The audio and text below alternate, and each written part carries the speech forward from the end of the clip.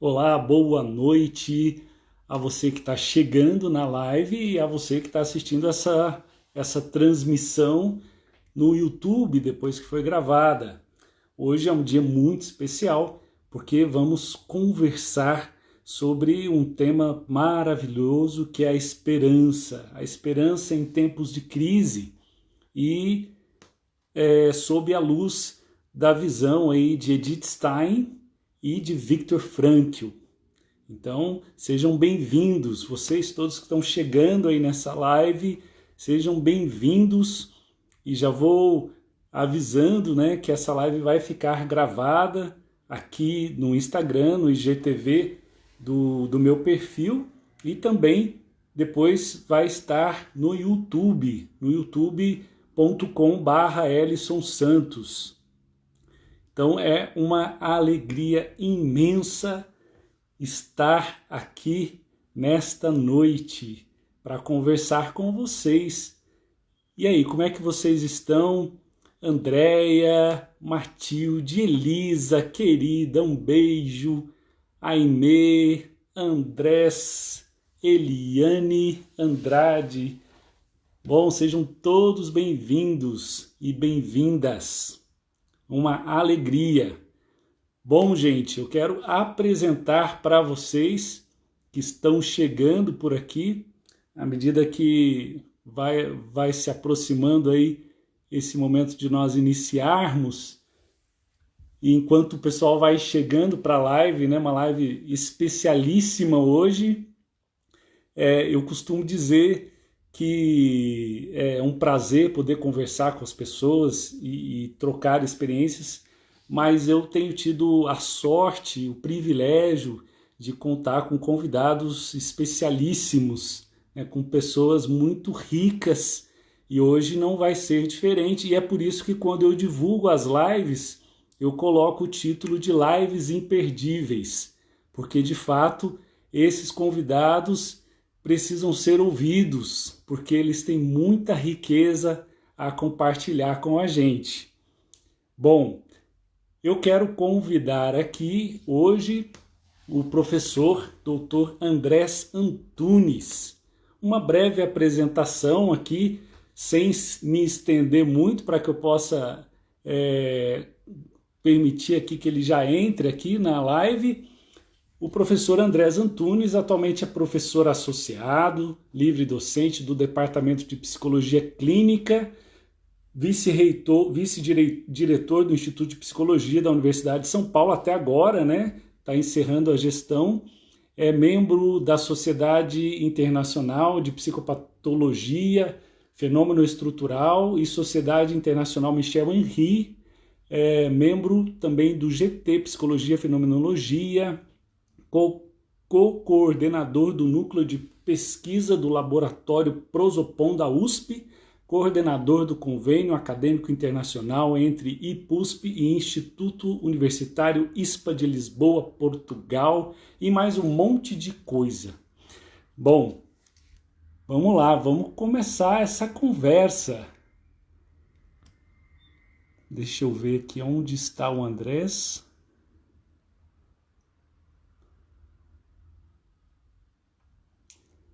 Bom,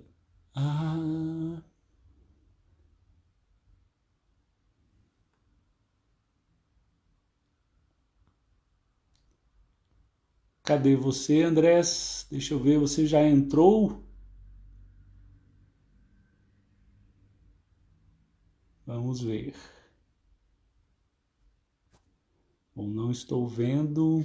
Deixa eu ver se está por aqui. Ah, tá. Tava um nome diferente aqui, Andrés. Espera aí, vamos lá. Cadê?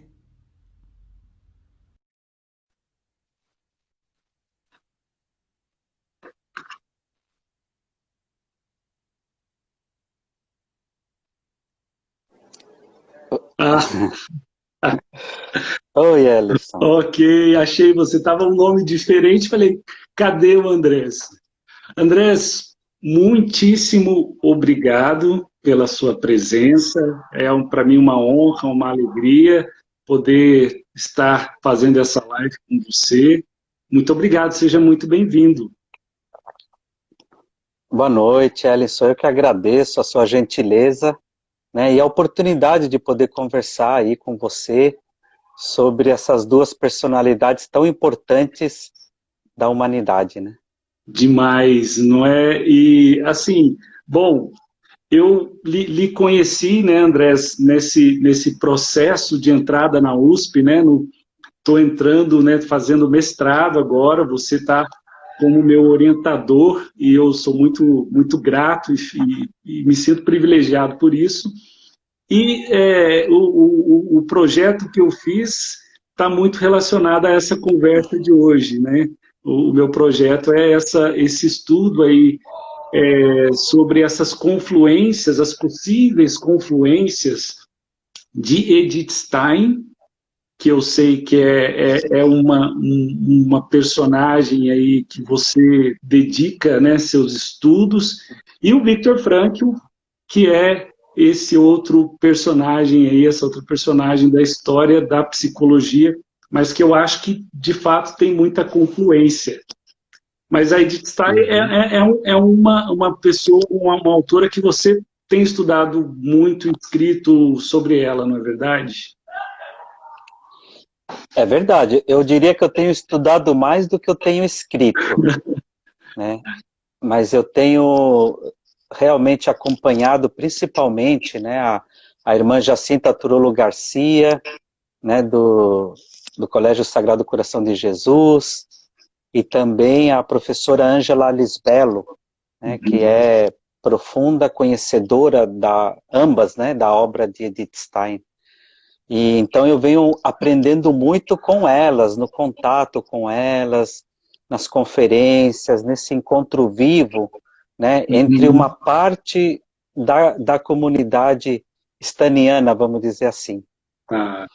E o autor que você estuda é realmente muito próximo, né, a Edith Stein, porque eles vieram, né, do mesmo país, da mesma cultura, e tiveram, né, algo em comum, que foi ter vivido, né, os campos de concentração. Exatamente. Eu acho que esse é um ponto importante que une, né, essas duas personalidades, de modo que uma delas sobreviveu e a outra não. Mas o tempo passa, eles já não estão entre nós, mas em certo sentido estão entre nós. Eles continuam vivos, eles continuam presentes nos nossos estudos, nas nossas conversas, né? Tem muita gente estudando Edith Stein no Brasil e também Viktor Frankl, e que eu tenho a honra de poder acompanhá-lo, Ellison.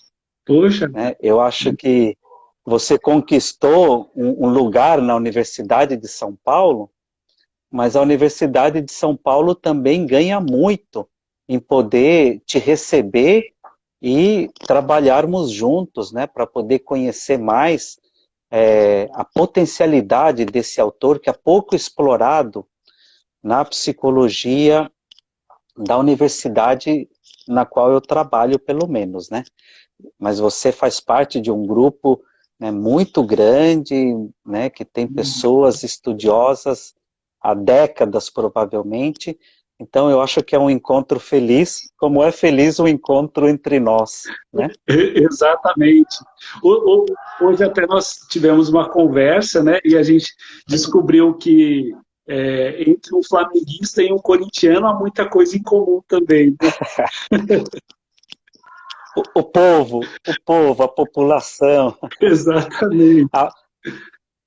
A massa, a nação, que aliás a Edith Stein tem algo muito importante, né, para falar com respeito a essa situação de massa, exato, de contágio. Exato. E a gente está vivendo um momento, né, que eles também, de certa forma, viveram, que foi a gripe espanhola, de 1917, 1918. Uhum. E a professora Angela Lisbello nos conta que o próprio Russell e a própria Edith Stein provavelmente foram contagiados pela gripe espanhola, né, que chegou como noticiário nos jornais e atingiu milhões e milhões de pessoas, né? Então hoje a gente está vivendo, né, a pandemia e a própria temática que você colocou aí para nós conversarmos, né, se refere à questão da esperança. Então a Edith Stein também, quando ela estuda, né, as questões do estado, da massa, do contágio psíquico, ela também está falando de uma questão política, né, que está relacionada a toda aquela época, né, do nazismo, Uhum. né, dos jovens que começaram a se interessar por esse tipo, né, de uma das maiores violências, né, que houve na humanidade, que contagiava muito os jovens que mal refletiam sobre esses acontecimentos. E hoje também a gente vive uma situação terrível mundialmente, Uhum. né? E a pandemia nos coloca, de certa forma, também aspectos positivos, eu diria. Dolorosos, evidentemente, mas positivos. De modo que Sim. nos coloca assim, quase que numa mesma situação, numa mesma experiência coletiva. E muitos acabam se contagiando, vamos dizer assim, por aquilo que nós chamamos de fake news, Sim. Sim. ou fazendo mau uso, né, ou de modo irrefletido, né, passando informações adiante que não são verdadeiras, às vezes até por questões mais políticas, ideológicas, de uma situação binária, né, entre acreditar numa coisa e não acreditar em outra, tomar partido, e isso acaba às vezes atrapalhando e prejudicando, né, as situações de proteção que nós deveríamos ter. Fantástico. Eu acho que você faz um gancho muito importante sobre essa questão da gripe espanhola, a questão do nazismo, esse contexto que eles viveram no início do século passado, o que nós estamos vivendo hoje, para dizer um pouco sobre isso que tanto Edith Stein quanto Frankl defendem, que é a questão da pessoa humana, dessa pessoa que se reconhece como única, que não, que não está determinada, né? Ambos fazem uma crítica muito dura ao determinismo, ao reducionismo da pessoa humana. E é interessante porque você faz essa ponte também com esse contexto político, social, né, que muitas vezes nós percebemos que as pessoas, às vezes, elas não se abrem para reflexão. E não abrir para reflexão é desumanizar-se de uma certa forma, né? Exatamente, perfeitamente. Você sabe que, eu não sei se todos conhecem Edith Stein, né? Talvez eu fale brevemente Por favor. da biografia dela, né? Uhum. Ela nasceu, né, na Alemanha, e uma família hebreia. Ela era de uma família judia, e sempre foi uma menina muito inteligente. E sabe uma coisa que me marcou nos estudos que eu fiz até então dela? Que ela dizia uma coisa assim, desde pequena ela sempre foi uma menina muito inteligente, primeira da classe, tirava as melhores notas, mas ela disse na sua autobiografia, mais importante que ser inteligente é fazer o bem. Ou seja, ela tinha uma humildade muito grande. Na adolescência, ela se transforma em ateia. Uhum. Ela fica um pouco desiludida, vamos dizer assim, né, com a ortodoxia, né, da religião da família dela. Ela queria estudar psicologia, Ela tinha interesse em estudar psicologia. No entanto, a psicologia do início do século passado era aquela psicologia experimental. E ela não gostou muito dessa psicologia, e ela acabou conhecendo a obra do Russell, leu uma das obras do Russell, se interessou bastante e o procurou para estudar. E ele perguntou o que ela tinha lido sobre ele, e ela disse. E era uma obra gigantesca. E o Russell falou, isso é um ato heróico. Seja bem-vinda ao grupo de estudos. E ela e mais poucas mulheres faziam parte desse grupo seleto de Viena, né, na época que estudavam fenomenologia com Edmund Husserl. Aí ela fez o doutorado dela sobre a empatia. Muito se fala sobre empatia hoje em dia, e ela foi às profundidades da empatia utilizando um método fenomenológico. E quando teve a Primeira Guerra Mundial, ela não consegue mais continuar estudando filosofia, porque ela sente um chamado pessoal, né, como você falou, essa questão da pessoa, do interesse pela pessoa, e ela fala para a mãe que ela tem interesse em ser voluntária da Cruz Vermelha, para ajudar as pessoas. A mãe desaconselha ela, e ela fala, eu vou. Não, a mãe disse, mas lá é muito perigoso, tem muitos piolhos, etc. E ela confrontou a mãe e foi.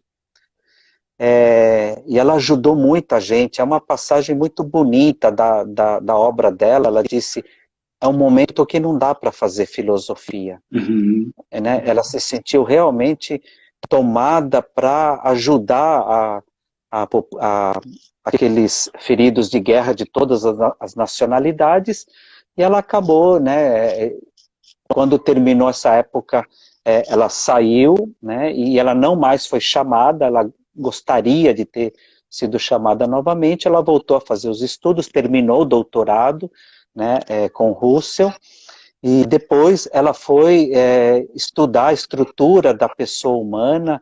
Se eu não me engano, em 1932, ela descreve a estrutura da pessoa humana em 3 dimensões, que são dimensões muito dinâmicas, né? Estrutura biológica, na dimensão biológica, do corpo, que é a primeira que sustenta o ser humano, né? A dimensão psíquica e a dimensão espiritual.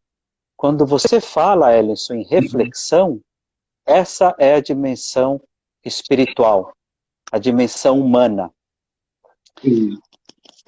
A parte, né, vamos dizer assim, do ser humano que a gente pode, vamos dizer assim, refletir sobre as nossas ações. E uma coisa muito importante que a Edith Stein fala da pessoa humana é no sentido que essa estrutura do ser humano, ela é comum a todo ser humano, independente da sua cultura, independente da sua religião. Então ela traz um espírito comunitário muito importante, né? Ela tenta atingir o que há de mais, você usou essa palavra humana, o que há de mais humanitário na pessoa. Inclusive, quando você estava procurando o meu nome aí, você não achava, porque na verdade eu uso uma palavra russa, né, a partir dos estudos do nosso colega e amigo Gilberto Safra, dos estudos russos dele. Né, prosópon significa, em grego, pessoa. Além de máscara, por trás da máscara existe uma pessoa. Uau. Então, é essa perspectiva do prosópon, que é muito usado na cultura russa. E é esse nome. Então, por isso, tá Andrés, aí eu pego o S e eu coloco o nome Sobornos. Isso eu nunca tinha dito para ninguém, na verdade. Tanto é que eu uso o Instagram de uma forma absolutamente pessoal. Sim. E você falou da questão do futebol, tem muito de futebol ali, né? E a gente teve uma conversa maravilhosa hoje. Sim. hoje à tarde, não para falar sobre esta live, Sim. mas e aí a gente está se conhecendo um pouco mais. E eu acho que quem nos junta é Edith Stein e Viktor Frankl. Sem dúvida, sem dúvida. E agora eu cruzo e passo a bola para você, Alice. tá bom. Mata no peito. E vamos lá, vamos fazer a jogada. Bom, então, Viktor Frankl, para falar um pouquinho, né, de forma bem resumida, Frankl nasce em Viena, no início do século também, em 1905, e ele nasce numa família que é interessante, a família, os pais de Viktor Frankl participavam ali das reuniões no café Siller, ou Silter, se eu não me engano, onde Adler se reunia para falar da sua teoria, desenvolver a sua teoria. Então, Frankl, desde de jovem, ele participava com os pais desses encontros com Adler. E desde cedo ele questiona o sentido da vida, né? Então ele vai falar na sua biografia também desses momentos em que ele, numa aula de química, né, a vida é essa combustão e essa química. E não, mas ele se pergunta, mas a vida deve ser mais que isso. Qual o sentido da vida? Então é uma pergunta desde de jovem. Ele começa a sua teoria, aí ele se forma, né, em medicina, é um neurologista e um psiquiatra, né, se forma nessas duas especialidades, e começa a escrever sobre o sentido da vida, debatendo um pouco com Freud, também ali em Viena, né? Então, essa cidade maravilhosa e riquíssima de tantos pensadores. Enquanto ele está escrevendo o primeiro livro dele sobre essa busca do sentido da vida, então ele vai debatendo assim, bom, para Adler, o ser humano busca o poder, né, de forma resumida, sintética. Para Freud, o ser humano está numa busca ali pelo prazer, e ele começa a escrever que não, na verdade, o ser humano está buscando o sentido da vida, não apenas prazer, não apenas poder. E aí vem a guerra, né, ele é preso, né, ele tem a oportunidade de sair, né, como outros médicos puderam sair, mas ele, por vários eventos ali, ele decide ficar com os pais dele e é preso. E ele conta que ele costura, né, esses manuscritos, que é a única coisa que ele leva com ele, na roupa para ver se ele não perde. Mas, enfim, ele acaba que os 3 anos que ele fica preso em 4 campos de concentração serve também ali também como um laboratório onde ele se analisa e ele analisa as pessoas ao seu redor, ele ajuda muitas pessoas ali a não cometer o suicídio, né, muitos prisioneiros a não correr para o fio, né? E é interessante porque depois da guerra ele escreve, ele publica o primeiro livro, né, que é o Em Busca de Sentido, um psicólogo no campo de concentração, que hoje tem mais de 10 milhões de cópias vendidas só nos Estados Unidos, né, é considerado pela Biblioteca Americana como um dos 10 livros que mais influenciaram os Estados Unidos. E assim, com um olhar clínico e humano, em que ele une essas duas coisas de uma forma muito profunda. E eu vejo essas conjunturas aí, para a gente já passar para essa segunda fase, porque ele fala dessa estrutura, dessa imagem do homem, né, dessa ontologia dimensional, que ele vai falar de uma unitas multiplex, né, que é uma unidade na multiplicidade, né, o ser humano que é biopsico e espiritual.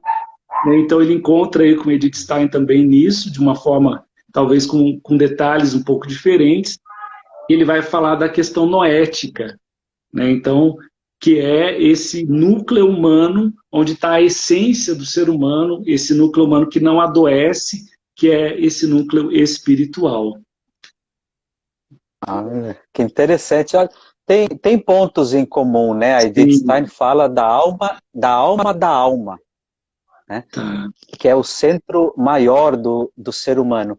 E só para continuar, né, Sim. para não perder o fio para os ouvintes que não conhecem Edith Stein, depois dela escrever a Estrutura da Pessoa Humana, que foi um curso que ela deu para alunos, numa época que as mulheres não podiam dar aula em universidade, ela acabou conhecendo muitos filósofos que eram religiosos, Uhum. como Max Scheler,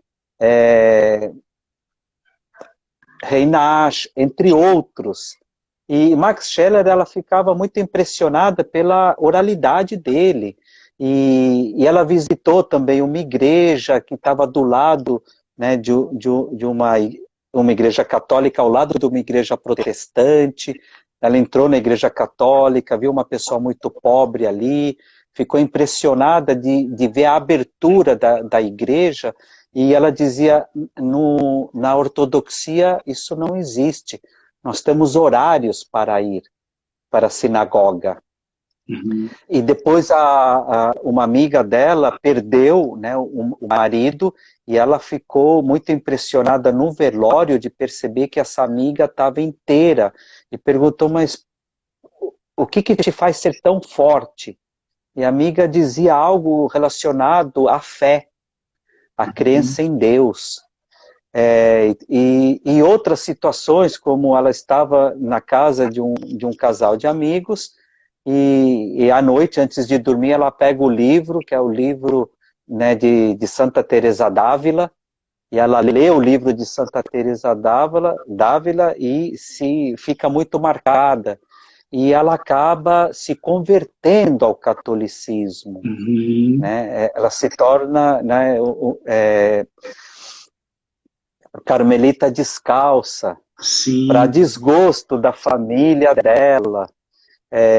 E ela estava, então, ela participou ali em Colônia, depois ela foi para o convento de Este, quando a Gestapo foi buscá-la. E a irmã Uhum. dela não era carmelita, mas trabalhava ali né, como porteira, secretária, alguma coisa assim.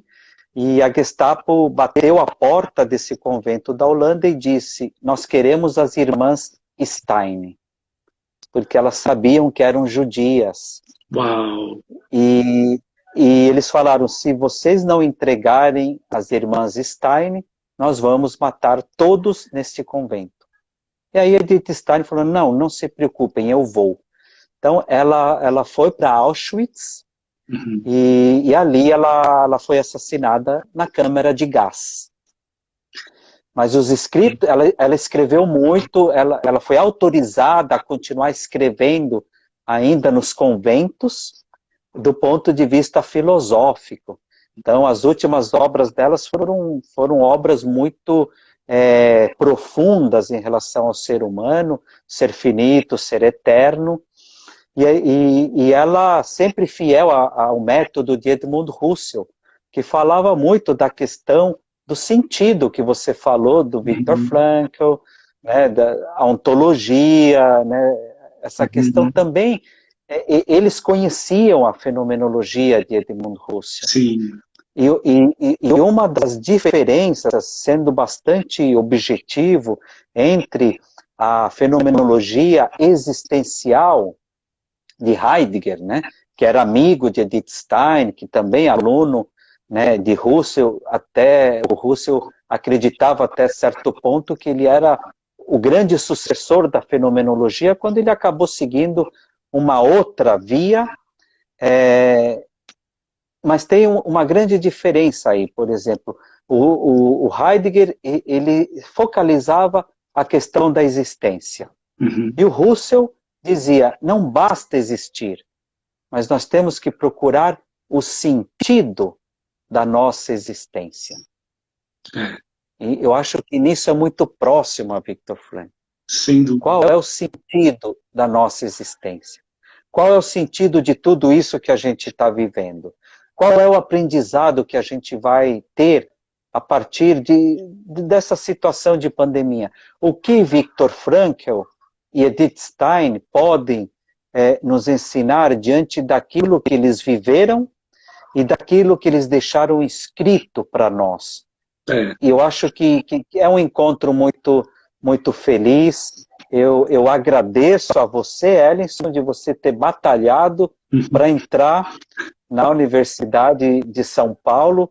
Você é uma prova de que a universidade pública ela é aberta a todos e só entra ali por concurso. E você passou todas as etapas até que a gente pôde conversar sobre o seu projeto. Sim. Eu, você e o professor Francisco Lotufo Neto. Exatamente. Né? E só para terminar essa parte, sim, quando a Edith Stein estudava a estrutura da pessoa humana, ela se referiu também à psicologia analítica de Jung, sim. muito mais que a psicanálise freudiana. Ela foi muito próxima, né, eu acho que ela sentiu que a psicologia analítica junguiana, né, tinha alguma coisa de uma potência que ainda não estava sendo muito explorada. Então, você vê um psiquiatra, uma filósofa, que também era carmelita e que foi beatificada e canonizada por João Paulo II em Roma, com a presença da família dela. Então ela junta dentro dela, vamos dizer assim, o judaísmo e o catolicismo. Ela disse, nunca deixei de ser judia, mesmo sendo católica. Mas a grande mensagem dela, isso a professora Ângela Lisbello nos ensina sempre, é que ela se volta para a questão do humano, da humanidade, e não se é judeu, se é católico, ou qualquer outra raça. Ela fala da humanidade. Ela fala disso que a gente tem que resgatar e que esses autores nos ajudam a resgatar. E nos ajudam muito a refletir esse momento que a gente tá vivendo e que com certeza muito sobreviveremos a isso e vamos aprender muito. Com toda essa situação de isolamento físico e essa possibilidade, né, humana, né, que a internet está nos possibilitando do ponto de vista comunitário. Exatamente. Dou uma cabeçada e passo a bola para você, Elis. Ô, Andrés, é interessante, né? Porque, assim, quando a gente estuda e você está na academia, né? Quer dizer, é esse lugar de estudo profundo, de luta, né? Para buscar ali as conexões, os projetos, né? De pesquisa, enfim. E é interessante a gente encontrar esses autores, né, com teorias riquíssimas, provadas, né, muito bem estruturadas, mas que viveram na sua vida essa coerência. Então, eu gosto muito, quando eu estudo um autor, de entender a vida dele, a biografia dele. E Edith Stein e Viktor Frankl trazem uma riqueza que realmente é digna de nós estarmos aqui falando e estudando sobre eles. Você falou da Edith Stein, né, dessa busca do fazer o bem acima de tudo, mais que a inteligência, né, fazer o bem. E o Frankl, ele cita várias situações da vida dele, principalmente dentro do campo de concentração, e que ele diz que muitas vezes o que salvou a vida dele foi a decisão dele de ajudar ali os pacientes, porque mesmo sendo prisioneiro, ele exercia a medicina ali, cuidando dos doentes, e ele cita, por exemplo, um caso, né, no final da guerra, em que os soldados chegam e dizem para ele, acabou a guerra, vocês vão entrar nesses caminhões e vão para outra cidade. E o senso de dever, né, do fazer o bem, ele diz, não, ele estava morrendo de vontade de ser liberado, de sair, mas ele decide ficar com os doentes. E aí muitos entram nos caminhões e vão, e depois de algumas semanas ele também é liberado, enfim, e ele pergunta para as pessoas, olha, o que aconteceu? Cadê aquelas pessoas? E aí ele recebe essa notícia de que aqueles caminhões, na verdade, foram explodidos, né? Os soldados estavam querendo matar mais aqueles prisioneiros. Então, quer dizer, mais uma decisão ali, né, de que a vida dele foi salva. Mas para passar de novo essa bola para você, Andrés, esse momento de, você lembrou bem, né, da gripe espanhola, de Primeira Guerra, de Segunda Guerra. Duas personagens que respondem a isso com grandiosidade, criando teorias, buscando a verdade, sem se desesperar, sem se massificar. Qual é essa mensagem para você, né, na sua grande experiência, desse olhar que você tem dentro da USP, né, o olhar que você tem do Brasil? Então, há esperança, né? E qual é essa esperança nessa luz, né? E, olha, é muito interessante, porque você sabe que, eu acho que quem abriu, de fato, na USP de São Paulo, essa possibilidade de estudar Edith Stein foi o professor Gilberto Safra.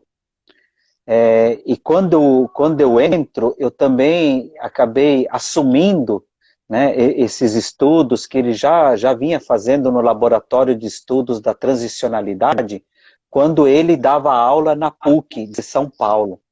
Eu, a partir dali, comecei a me interessar muito e tive, inclusive, uma doutoranda que fez um trabalho belíssimo e que, nesse exato momento, ela está numa outra live falando sobre Edith Stein, que é a Suzana Filizola Brasiliense Carneiro.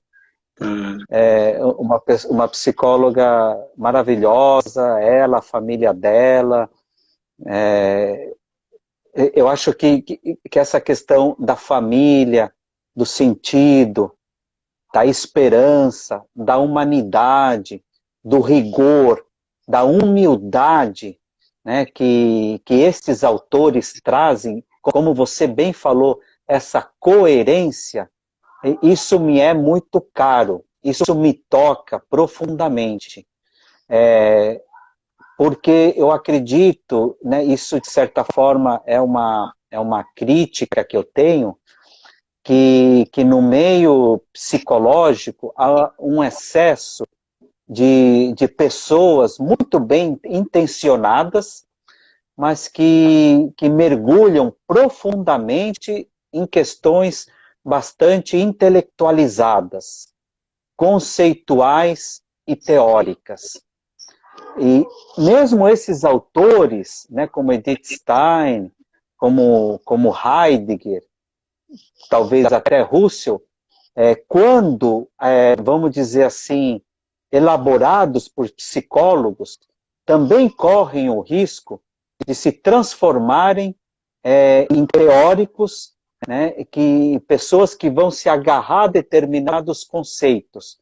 E eu acredito que a gente deve seguir isso que eles nos ensinaram, que é a coerência, né, a humildade, que eu acho que os valores, a ética, são valores que estão quase que perdidos, vamos dizer assim, principalmente no aspecto político, não só em nosso país, a gente pode dizer, talvez, nos maiores países desse continente americano, de norte a sul. Sim. E são os países que, curiosamente, são os que mais estão sofrendo com a pandemia hoje em dia. A Itália sofreu muito, está sofrendo, os países europeus, isso nós vemos os cientistas, né, fazendo, né, a fotografia desses dados epidemiológicos, e tem alguma razão pelo povo americano também está sofrendo, que eu acho que tem a ver com essa questão de uma certa polarização, né, binária, né? Uhum. Entre um lado e outro lado, né? Como se estivessem competindo, se acredita numa coisa, outro não acredita, e a questão da esperança, né, que tem a ver com a questão do tempo, com a relação de tempo, esperar. Achei bonito que você trouxe dessa luz, essa luz interior, que tanto Edith Stein carregava dentro de si, quanto Viktor Frankl, quanto você, quanto eu, e provavelmente todos os ouvintes que estão que estão nos acompanhando aqui. Uhum. Né? Essa esperança de que nós possamos aprender, apreender alguma coisa de novo que nos surpreenda e que nos façam pessoas melhores. Pessoas melhores. E não apenas um aprendizado intelectualizado, racionalizado, porque a vida acadêmica, a vida universitária, ela é, em certo sentido, muito, vamos dizer assim, teórica. Só que atrás da teoria tem um ser humano. É por isso também que a gente não pode generalizar essa crítica que eu estou fazendo. Uhum. Porque, independente, vamos dizer assim, da teoria, dos autores que as pessoas dialogam, tem um ser humano. Uhum. Eu acho que é um momento onde essa pandemia nos ajuda a repensar uma série de situações e podermos ser mais solidários. E eu acho que esses autores têm realmente uma compreensão muito grande. Esse livro que você mostrou aí, se eu não me engano, está escrito 32ª edição, talvez no Brasil. Eu estou aqui com a 27ª, mas realmente já está, não sei qual, mas... Então, não à toa, esses autores, como você lembrou bem, né, o Viktor Frankl como sendo a terceira escola, né, de Viena, vienense, pouco conhecida entre nós, porque, como você bem disse, chegou aos Estados Unidos. Uhum. Mesmo Edith Stein, pouco conhecido ainda no Brasil, apesar de estar sendo estudada por muitos acadêmicos. E todos eles, sem exceção, eu os conheço principalmente o pessoal da área da psicologia, porque Edith Stein também atinge fortemente, evidentemente, a filosofia, mas atinge a psicologia. E um aspecto interessante é que todos esses psicólogos estão tentando ajudar pessoas. Uhum. Por meio desse diálogo com Edith Stein. E todos eles têm uma humanidade, né, uma ética, um rigor, como a gente estava falando, que a própria professora Ângela Lisbello, a irmã Jacinta Turolo Garcia, sempre falam. Se a Edith Stein estivesse viva, ou mesmo onde ela estiver, ela está muito contente, e talvez Viktor Frankl também, desse diálogo, né, que por meio de nós, como instrumentos de paz, né, e de conciliação, estamos possibilitando nessa live e vamos possibilitar nos nossos estudos também, né, Ellison? Sem dúvida, Andréas. Poxa, que riqueza toda essa abordagem que você faz. Como você disse, esses instrumentos de paz. E quando você falou da polaridade, né, dessa coisa binária, isso é reducionista, né? E assim, as pessoas elas vão se perdendo porque elas deixam de fazer esse olhar do valor individual, né? O valor que cada um de nós tem para fazer uma análise da realidade e saber que existem várias formas de ver essa realidade. Eu acredito muito que o conhecimento, a ciência, bem como a religiosidade, elas, mas principalmente aqui falando, né, do ponto de vista científico, tem muito a oferecer à sociedade, né, e ao Brasil nesse momento, para dizer, gente, a inteligência, a intelectualidade pode ser e na verdade, uma grande ferramenta para nós unirmos o nosso país, para nós nos encontrarmos nessa reflexão, nesse diálogo em que várias pessoas podem ver esse fenômeno, né, que está acontecendo com um olhar mais pacífico, com um olhar mais de encontro, né? Eu achei muito bonito o que você disse sobre o nome, você estava falando do seu nome e esse perfil que você coloca, esse nome russo, que significa essa pessoa por trás das máscaras, né? Por trás da máscara. E a gente está vivendo esse momento, né, Andrés, de que estamos todos mascarados, né? E tem sempre essa pessoa, a essência de cada um, né? Esse ser humano insubstituível, esse ser humano que não se repete, né? Essa pessoa única atrás de cada máscara. Exatamente. E talvez só para fazer uma correção, acho que talvez eu me expressei mal, mas prosopon, né, em grego é máscara, mas tem também esse significado da pessoa. E o sobornos, a palavra russa, é esse aspecto comunitário. E justamente a Edith Stein fala muito dessa comunidade, mas não uma comunidade apenas staniana, ela fala de uma comunidade humana, diante daquele momento que ela via uma desumanização muito grande, né, por causa dos nazistas, e que o Viktor Frankl conviveu, né, e sobreviveu a eles. Inclusive, ele tem uma obra, né, que é uma obra tão grande quanto a do Sigmund Freud, se eu não me engano. Sim. São mais de 20 volumes que o Brasil ainda não conhece, não é isso, Ellison? Exatamente. Na verdade, hoje até a família tem editado e publicado alguns escritos, e estão transformando em outros livros. Tem mais de 40 livros que ele escreveu. É uma obra realmente riquíssima, que tem fundamentos antropológicos da teoria, tem psicoterapia e sentido da vida, tem o Médico de Almas, são vários livros, né? Eu tenho vários aqui, todos esses aqui são Edith Stein e Viktor Frankl, né? Então tem vários, e de fato é uma obra que precisa ser mais conhecida, porque tem uma visão que... Eu acho que eu tenho falado, né, Andrés, que Frankl nunca foi tão atual, e acho que Edith Stein também nunca foi tão atual. Nós precisamos desses autores e refletir sobre eles. Exatamente. E você sabe, eu estou lembrando agora, eu fui convidado uma vez para uma palestra, 2 palestras, na Sociedade de Psicólogos e Psiquiatras Cristãos, que aconteceu em Florianópolis.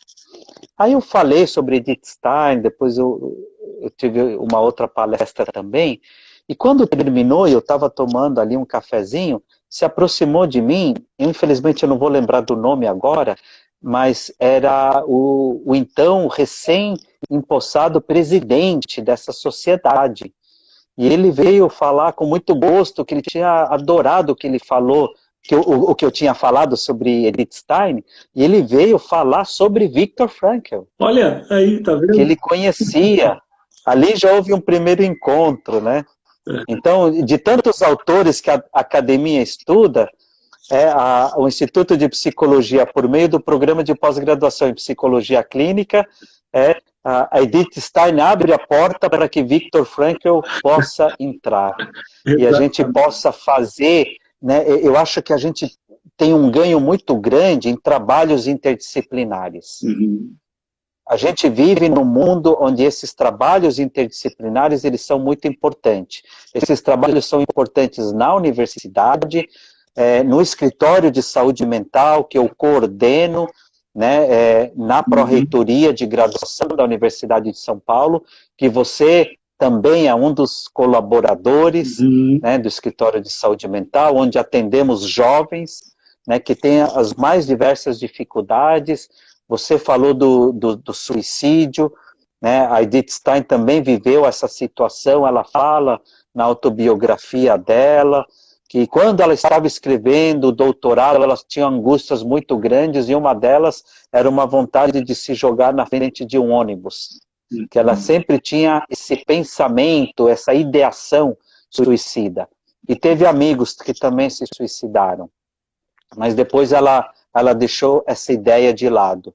Eu acho que de uma maneira ou de outra, muitos autores chegam no mesmo essência, que é a pessoa que pensa no suicídio, na verdade, ela muitas vezes ela não quer deixar de viver. O que ela quer matar é aquele sofrimento que ela sente como sendo eterno e que nunca vai terminar.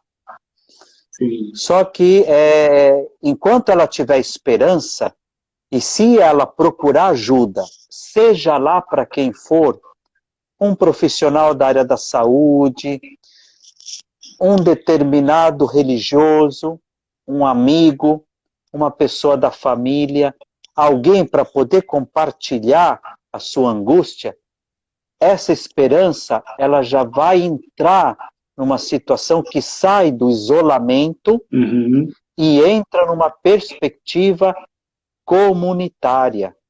A comunidade ela começa na interlocução. Exato. E ela pode se expandir para algo maior. Que é o que eu acho que, de certa forma, a gente faz aqui, e tantas pessoas estão fazendo com essas lives, né, com essas situações de pensar o que está acontecendo, vamos refletir. A própria filosofia nos ajuda nisso. A filosofia, em essência, é poder refletir sobre as questões da humanidade. E isso, nós da psicologia temos muito a aprender. Da mesma forma que os filósofos também têm muito a aprender conosco que cuidamos de pessoas, com os psiquiatras que cuidam de pessoas. Estamos todos, de certa forma, há muitos grupos trabalhando juntos nesses diálogos interdisciplinares entre filósofos, psicólogos, psiquiatras, psicanalistas, assistentes sociais, terapeutas ocupacionais e muitos outros que a gente tem muito a aprender. É um momento de nos unirmos, né? Esse encontro tão importante, né? E aí, bom, acho que a gente teria milhões de coisas para falar durante muitas horas sobre esses dois autores e sobre a realidade. A Edith Stein fala da questão da empatia, o Viktor Frankl fala do sentido do amor, encontrar o sentido da vida nas tarefas do dia a dia e nas pessoas a quem amar, ou a um Deus a quem servir. Então, esse sair de si. Eu acho que isso também é um movimento de superação, né, dos transtornos psíquicos, de uma forma geral, né, é um movimento existencial de superação da ideação suicida, e que bom podermos promover isso de alguma forma. Não é? Bom, eu queria, antes que o Instagram nos feche aqui com 60 minutos, eu já queria agradecer profundamente, viu, Andrés, pela sua presença, pela sua disponibilidade, pela sua generosidade, né, em conversar, em estar sempre aberto, não só aqui. Acho que à medida que a gente vai se conhecendo, eu demonstro e publicamente digo aqui a minha profunda admiração pelo seu trabalho e pela pessoa que você é. Muito, muito obrigado, e deixo aí para você deixar aí suas mensagem final aí para o pessoal que está acompanhando a gente, que vai ver também depois no YouTube. Tá ótimo. Eu que agradeço, Ellison, eu ter te conhecido e ter visto o seu esforço para poder chegar e entrar na Universidade de São Paulo, eu admiro. E tenho te conhecido cada vez mais, para mim tem sido uma abertura muito grande poder te acompanhar e ser acompanhado por você. Eu acho que nós juntos vamos poder fazer muito, sem me colocar em nenhum em nenhuma posição maior em relação a toda a experiência de vida que você tem. Parabéns por tudo que você tem feito no seu Instagram, nessa live, nos seus convidados. Aos poucos eu vou também assistindo, conhecendo, né? Você tem feito algo muito importante pela humanidade. Então, parabéns e muito obrigado pela sua oportunidade e um abraço a todos os que nos ouviram aqui e que estão mandando mensagens. Eu, com a minha miopia, não consigo ler e acompanhar, mas eu vejo que tem muita coisa interessante. Aí depois eu vou rever no Instagram para poder apreciar as colocações que o pessoal tem feito. Muito obrigado, viu, Ellison? Tá bom, professor, muito obrigado. Tem vários ex-professores aqui também, a Márcia Coutinho, a Leni. Muito legal, né? É uma experiência muito rica a gente poder estar aqui online. E, enfim, né?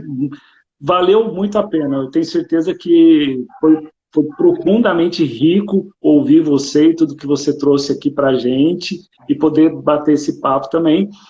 Vamos lá, né? A vida continua. Muito obrigado, um abraço a todos e cuidem-se. Esperança para todos. É isso aí. Muito obrigado. Né? Obrigado a todos. Um abraço. Um abraço aí a todos. Um abraço, Andrés. Boa noite. Um abraço virtual muito forte e caloroso. Tchau. Tchau, tchau, Ellison. Tchau, pessoal.